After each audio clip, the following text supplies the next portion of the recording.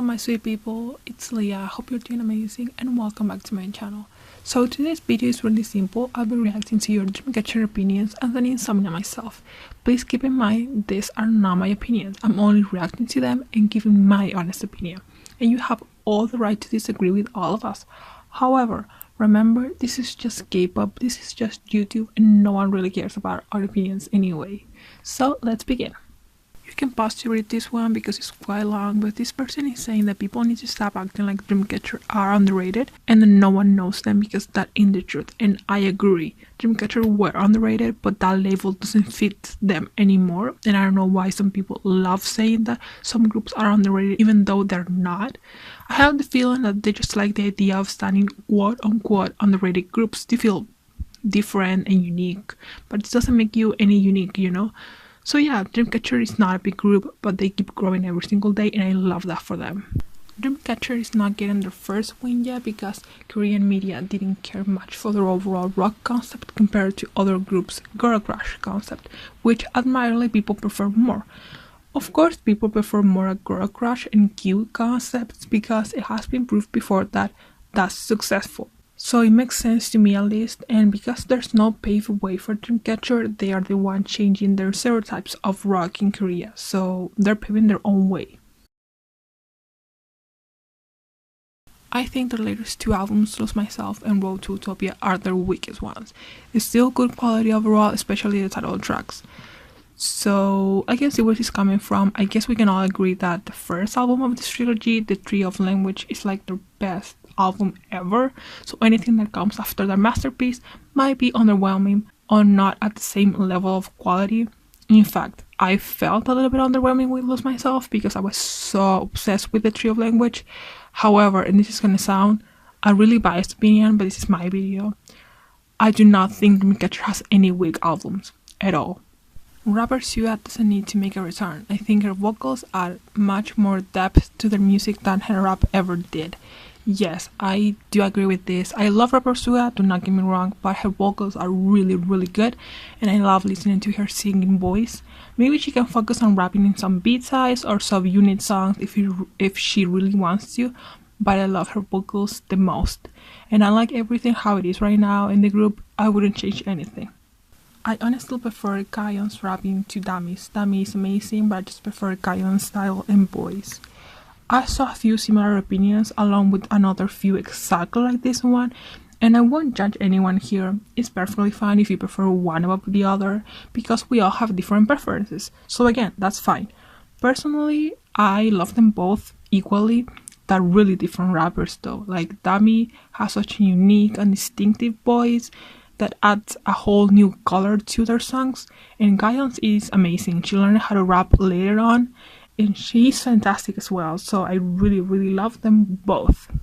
Handong really improved as an artist and a performer. Her facial expressions used to be really stiff, but during RI promotion she really stood out and slayed it.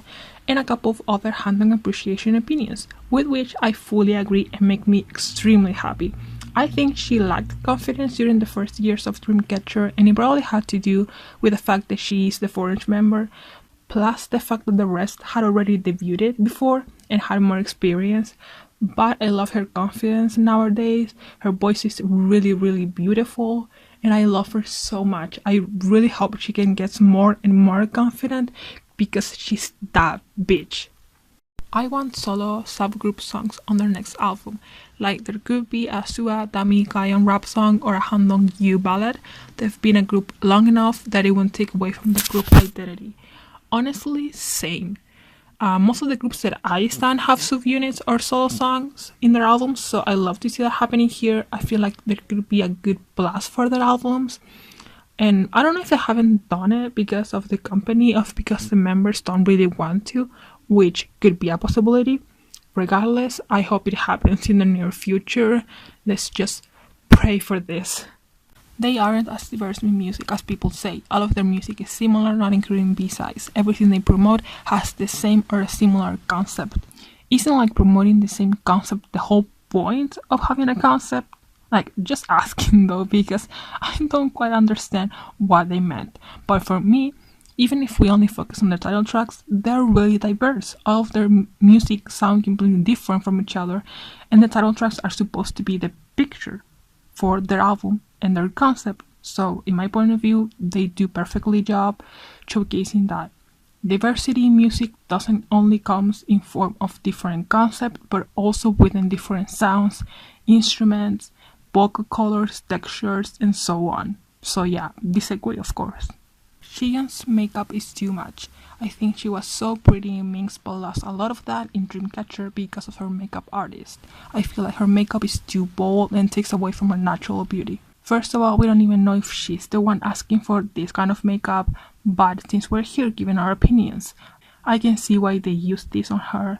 Xian's persona on stage is fully bold and badass, so I guess she wouldn't feel the same without this bold ass makeup. That's like her compliment. I truly believe she needed to feel as powerful as she feels right now on stage, and I don't think that anything else would fit her as good as her current makeup style right now. I constantly remind myself of how offensive and rushed their entire name brand is, given the significance of Dreamcatchers to indigenous culture, and I feel wrong for assigning them, but I love the members and their music. I don't think it's healthy to constantly remind yourself something that you can't even change in the first place. Like the fact that we already saw and realized that we have a problem here is a great step. We don't want the girls to have this reputation because people feel the free to assume they're racist just because their dear company doesn't care. But again, I don't know what else can we do as fans besides of what we've been already doing for years.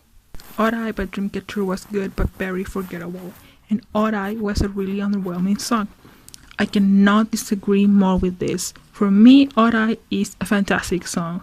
I have to admit though that it took me some time to completely love it, but now it's like my fourth most listened song on Spotify, The Power. So again, I cannot disagree more with this. I'm so sorry. I want Dreamcatcher to try different concepts and a little bit different music style than rock. I love their style, but I also want to see Girl Crush / Love Myself sounds from them. I'm sorry, but no. Like, I don't want to sound rude, but no. I don't want that for them, to be completely honest. And the best example is what happened to CLC back in the day. I feel like if they have Girl Crush come back, they will receive a lot of recognition and a lot of new fans. But, and here's where the problem comes, if they come back after that with their typical rock sound, most of these new fans will leave. And I know it sounds really pessimist right now, but I've seen this happening before and I just don't want that for them. Maybe they can have Girl Crush songs in their B-sides if they really want to, but a comeback as a whole, a title track, it's a no for me. I hate it when people compare every other group that has a horror, dark, fantasy, rock concept to Dreamcatcher. It happened with My Heart Skip a Beat and with Wings. I love both songs, but not everything that's dark or rock is similar to Dreamcatcher. I think it is.